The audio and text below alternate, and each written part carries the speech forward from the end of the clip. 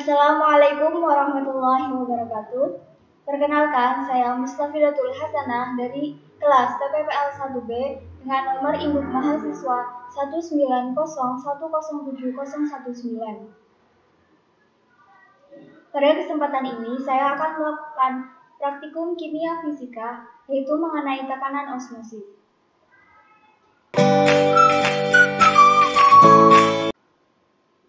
Untuk alat dan bahan yang digunakan, yang pertama ada gelas plastik, lalu ada sendok, selanjutnya ada garam, mentimun sebanyak 3 buah,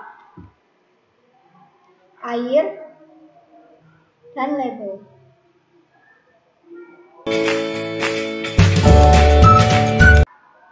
Prosedur praktikum. Langkah yang pertama, siapkan alat dan bahan yang diperlukan. Langkah yang kedua, masukkan air sebanyak 200 ml ke dalam gelas 1.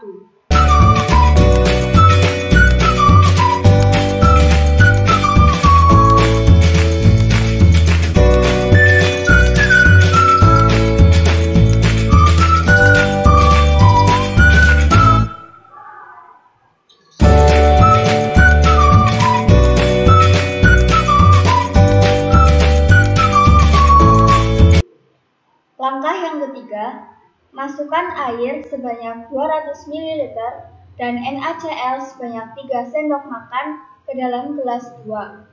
Kemudian, aduk hingga larut.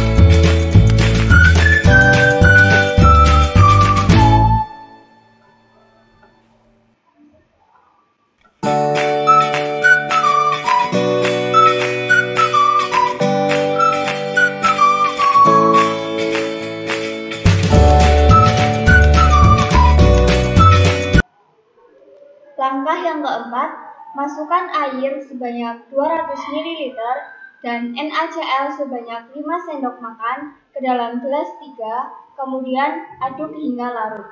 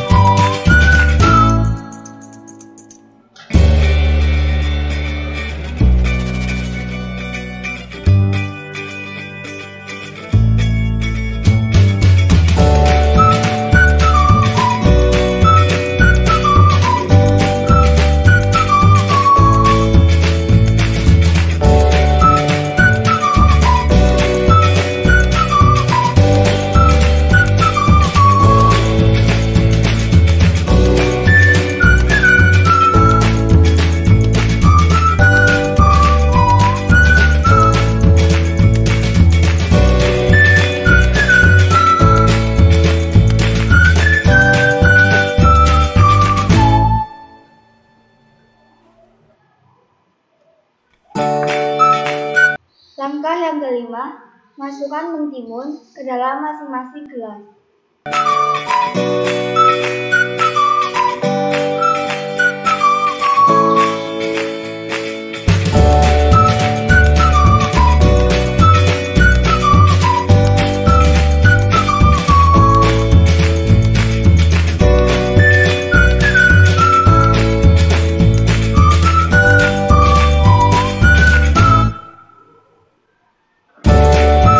Langkah yang keenam, tunggu hingga 3 hari dan amati perkembangannya pada setiap harinya. Pada gelas pertama yang hanya berisi air,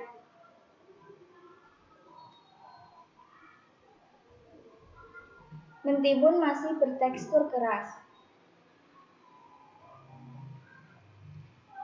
Pada gelas kedua yang berisi air dan 3 sendok makan NaCl, mentimun bertekstur sedikit lembek.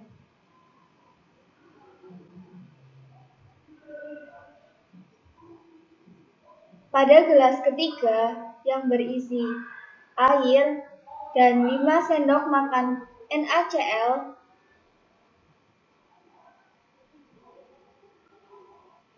mentimun bertekstur sedikit lembek.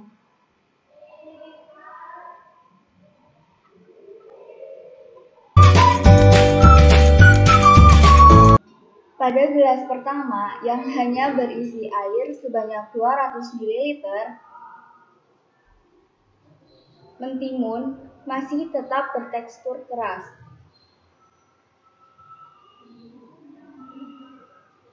Pada gelas kedua yang berisi air sebanyak 200 ml dan 3 sendok makan garam, mentimun bertekstur sedikit lembek dan mengkerut. Ini deh, kerutannya seperti ini.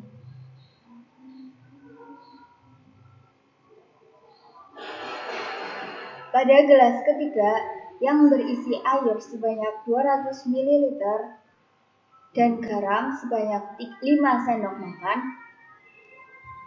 mentimun bertekstur lembek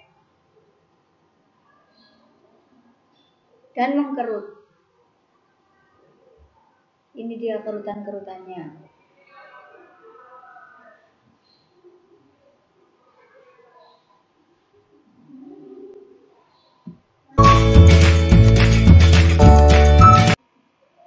Pada gelas pertama yang hanya berisi air sebanyak 200 ml, mentimun masih memiliki tekstur yang keras dan permukaannya sedikit berlendir. Pada gelas 2 yang berisi air sebanyak 200 ml dan 3 sendok makan garam, mentimun memiliki tekstur yang lembek dan mengkerut.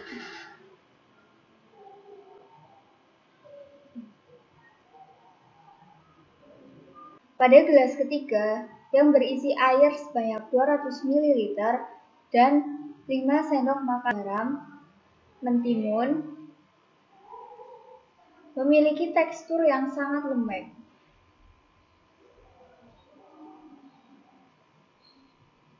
dan mengkerut.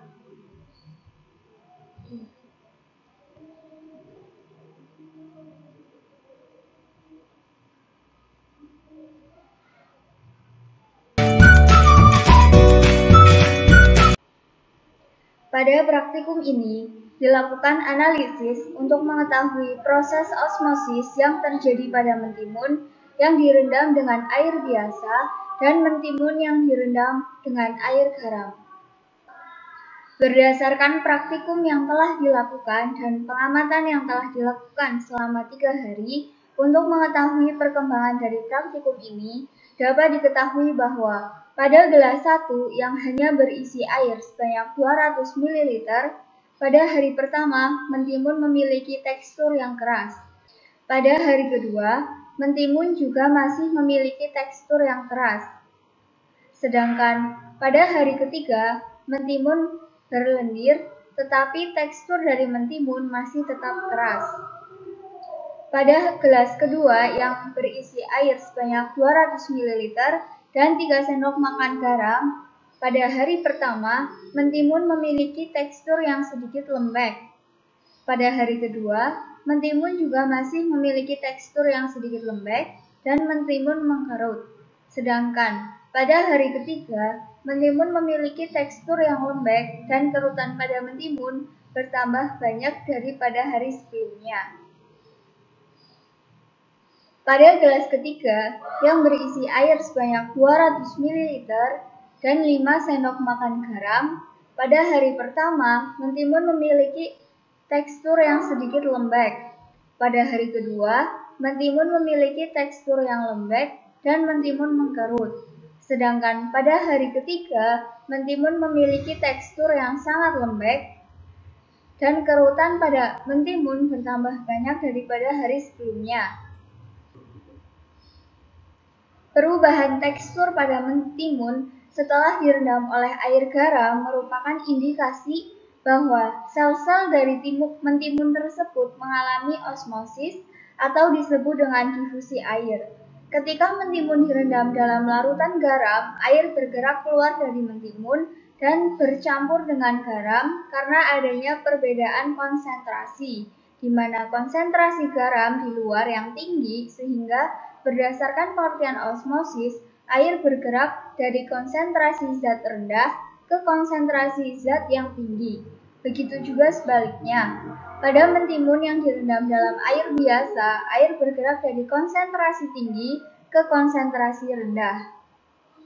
Osmosis adalah perpindahan molekul pelarut melalui selaput semi-permeable dari bagian yang lebih encer ke bagian yang lebih pekat atau dari bagian yang konsentrasi pelarut rendah atau hipotonis ke konsentrasi pelarut tinggi atau hipertonis. Peristiwa osmosis yang terjadi pada gelas ketiga lebih cepat daripada proses osmosis yang terjadi pada gelas kedua. Hal ini disebabkan karena konsentrasi garam pada gelas ketiga lebih besar daripada konsentrasi garam yang terdapat dalam gelas kedua. Berdasarkan praktikum yang telah dilakukan dapat diketahui bahwa terdapat beberapa faktor yang dapat mempengaruhi proses osmosis ini, yaitu yang pertama, ukuran molekul yang meresap. Molekul yang lebih kecil daripada garis pusat lubang membran akan meresap dengan mudah.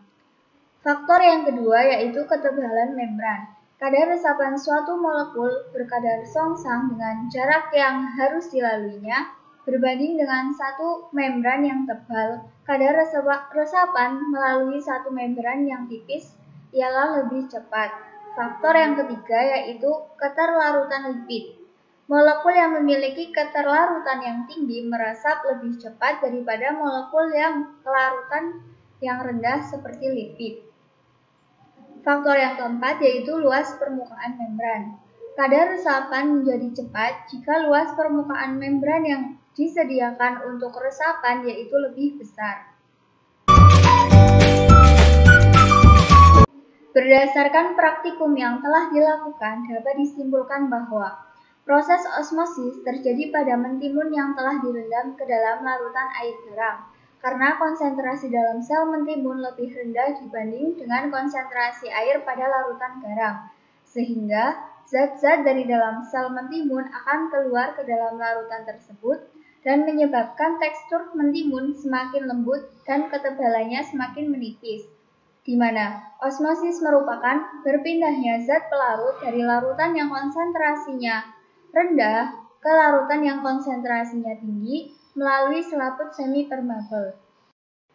Demikian praktikum kimia fisika mengenai tekanan osmosis. Semoga bermanfaat. Wassalamualaikum warahmatullahi wabarakatuh.